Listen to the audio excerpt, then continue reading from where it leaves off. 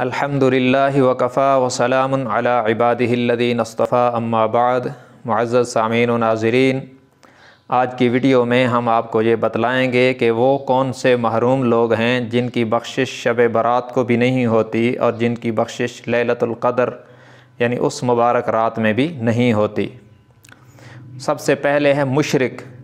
جو شخص اللہ کی ذات و صفات میں مخلوق میں سے کسی کو شریک کرتا ہے، اس کی بخشش کسی رات بھی نہیں ہوتی، یہاں تک کہ شب برات اور لیلۃ القدر جیسی مقدس راتوں میں بھی اس کی بخشش نہیں ہوتی، اس لیے کہ مشرک صرف گناہگار نہیں بلکہ غدار اور اللہ کا باغی ہے۔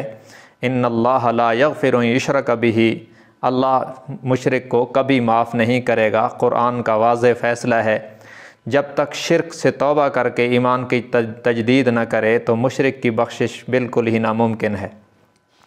دوسرے نمبر پہ فرمایا کہ وہ شخص جو کسی مسلمان کا کینہ دل میں رکھتا ہے، اس کی بخشش بھی اس رات نہیں ہوتی جب تک کہ اس گناہ سے توبہ نہ کر لے اور اسے چھوڑ نہ دے۔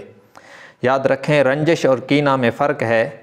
اگر آپ کے ساتھ کسی نے زیادتی کی اور آپ کو اس پر افسوس ہوا تو وہ تو ایک فطری بات ہے، لیکن اگر آپ کسی کا بغض ذہن میں پالتے ہیں اور دل میں جذبہ انتقام رکھ کر اس کو نیچا دکھانے کی اور اس کو ذلیل کرنے کی تدبیریں کر کے اس طرح کا بغض ذہن میں پال رہے ہیں تو یہ کینہ پروری ہے جو بہت ہی خطرناک مرض ہے۔ نمبر 3، مسبل الازار۔ جو شخص اپنی شلوار کو ٹخنوں سے نیچے لٹکا کے رکھتا ہے، یہ تکبر کی علامت ہے، اور اس طرح کرنے والے کی بخشش شب برات اور لیلۃ القدر جیسی راتوں میں بھی نہیں ہوتی۔ ہاں، کبھی غفلت سے شلوار ٹخنوں سے نیچے چلی جائے تو الگ بات ہے، لیکن اگر اس کو بالکل ہی معمول بنا کر ٹخنوں سے نیچے لٹکایا جائے، چاہے وہ حالت نماز میں ہو یا نماز کے علاوہ ہو، کسی بھی حال میں شلوار کو ٹخنوں سے نیچے لٹکا کے رکھنا بہت بڑا گناہ ہے اور یہ تکبر کی علامت ہے، اور اس شخص کی بخشش جب تک اس گناہ کو چھوڑ کے توبہ نہ کرے تو لیلۃ القدر اور شب برات جیسی راتوں میں بھی نہیں ہوتی۔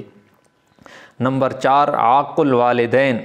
والدین کا نافرمان، جس نے اپنے والدین کا دل دکھایا ہوا ہے، والدین اس سے ناراض اور دکھی ہیں، تو اس شخص کی بخشش بھی لیلۃ القدر اور شب برات جیسی راتوں میں بھی نہیں ہوتی جب تک کہ والدین کو راضی کر کے اللہ سے توبہ نہ کرے۔ اور نمبر 5، شراب کا عادی۔ جب تک اس گناہ کو چھوڑ کر توبہ نہ کرے تو اس شخص کی بخشش بھی اس لیلۃ القدر یا شب برات جیسی مقدس راتوں میں بھی نہیں ہوتی۔ ہمیں اپنے آپ کا جائزہ لینا چاہیے کہ ہم میں ان برائیوں میں سے کوئی برائی تو نہیں ہے۔ اگر نہیں ہے تو اس پر اللہ کا شکر کریں، اور اگر ہے تو اس طرح کی برائی کو چھوڑ کر فوراً اللہ سے توبہ کر لیں۔ اللہ تبارک و تعالی تمام مسلمانوں کو ان برائیوں سے بچنے کی توفیق عطا فرمائے۔ وآخر دعوانا ان الحمد للہ رب العالمین۔